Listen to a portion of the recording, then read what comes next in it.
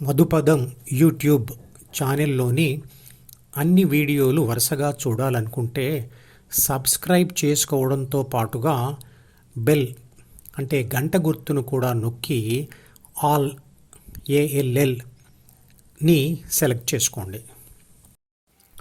శవదహనానికి వెళ్తే పుణ్యం వస్తుంది అంటారు. అది ఎంతవరకు నిజం? శవదహనం చేయడం మనిషి ఆరోగ్యానికి మరియు సమాజానికి అవసరం. ఆధ్యాత్మిక దృష్టితో చూస్తే దహనమవుతున్న శరీరాన్ని చూసినప్పుడు కుటుంబ సభ్యులకు కలిగేది తాత్కాలిక వైరాగ్యం.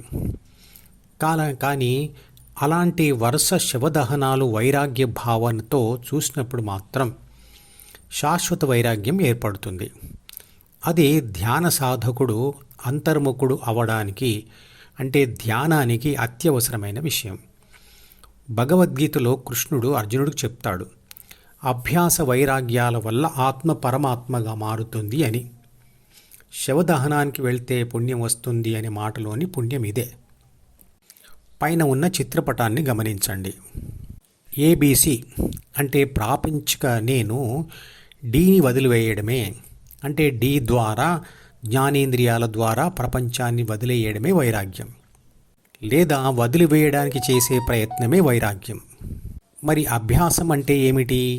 అభ్యాసం అంటే ప్రాపంచిక నేను అంటే ABC ఈ వైపు D వైపు మళ్ళకుండా G వైపు అంటే ధ్యాన కోరిక వైపు మళ్ళడమే, దాని ద్వారా ధ్యానం చేయడమే అభ్యాసం. శాశ్వత వైరాగ్యం రావాలని కోరిక ఉంటే క్రమం తప్పకుండా తమ దగ్గరలో ఉన్న శ్మశానానికి వెళ్ళి నిశ్శబ్దంగా దూరంగా కూర్చొని కాలుతున్న శరీరాన్ని చూస్తూ ఉండండి చాలు. తన జనన మరణాల స్పృహ పూర్తిగా కలిగి ఉన్నవాడికి ప్రాపంచిక కోరికలు తగ్గి మానసిక పరిపక్వత వస్తుంది.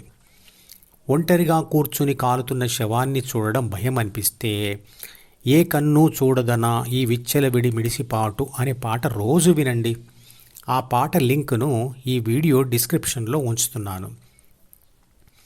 జీవితంలో పరాజయం, పరాభవం, కష్టాలు, నష్టాలు పొంది మానసిక ఒత్తిడికి లోనైన వాళ్లకు ఉండేది మానసిక కుంగుబాటు, కానీ అది వైరాగ్యం కాదు. నిజమైన వైరాగ్యంలో ధ్యానం చేసే ధైర్యం, ఉత్సాహం, పట్టుదల ఉంటాయి. ధ్యాన ప్రయత్నం చేసిన వాళ్ళందరికీ తెలుస్తుంది అందులో పట్టుదల ఎంత అవసరమో. ప్రస్తుతంలో జీవించాలి అని చెప్పగా మీరు వినే ఉంటారు.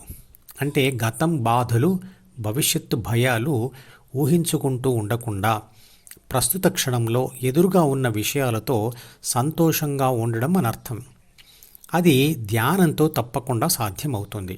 ఎందుకంటే ధ్యానం వల్ల ద్వితీయ మనసే మాయమైనప్పుడు ఆ మనసులో ఉండే గతం బాధలు, వాటి ఎక్స్టెన్షన్ అయినటువంటి భవిష్యత్తు భయాలు రెండు కూడా మాయమైపోతాయి.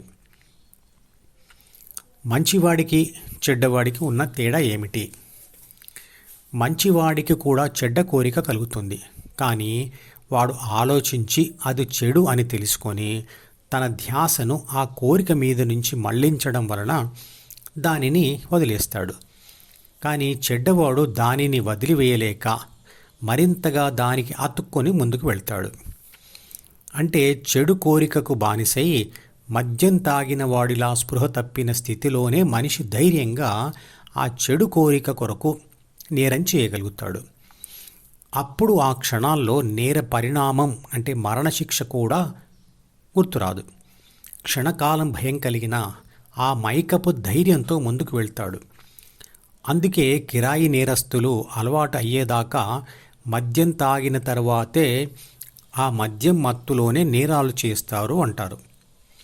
అంటే కోరిక తీవ్రత పెరిగి మైకంగా లేదా స్పృహ లేని స్థితిగా మారకముందే ధ్యాస దాని నుండి మళ్లించగలిగే ఆత్మశక్తి మీదే మంచి లేదా చెడు అనేది ఆధారపడి ఉంది.